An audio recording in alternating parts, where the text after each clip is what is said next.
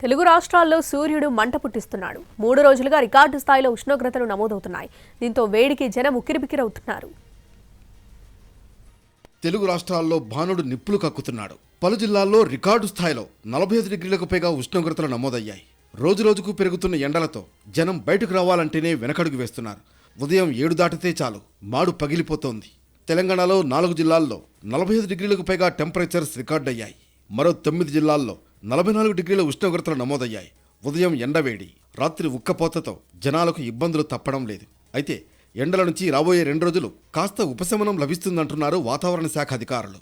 కొన్ని చోట్ల ఎండలు తగ్గి చిరుజల్లులు పడే అవకాశం ఉందని చెబుతున్నారు. మరోవైపు ఏపీలోనూ ఉష్ణోగ్రతలు, వడగాల్పుల తీవ్రత ఎక్కువగా ఉంటుందన్నారు అధికారులు.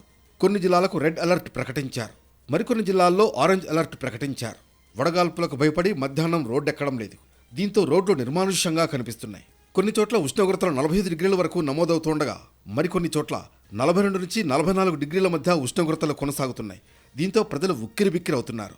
ఎండల్లో తిరగడంతో డీహైడ్రేషన్, తలనొప్పి, నీరసంతో బాధపడుతున్నారు. ఎండల్ని దృష్టిలో ఉంచుకుని ఇప్పటికే మధ్యాహ్నం 12 నుంచి 3 గంటల వరకు అవుట్డోర్ పనులపై నిషేధం విధించారు అధికారులు. గ్రామీణ ఉపాధి హామీ పథకం కింద చేసే పనులను కూడా తెల్లవారుజామున 6 నుంచి ఉదయం 11 గంటల్లోపు పూర్తి చేయాలని ఆదేశించారు. ఎండల తీవ్రత అధికంగా ఉండడంతో ప్రజలు జాగ్రత్తలు తీసుకోవాలని వైద్యులు సూచిస్తున్నారు.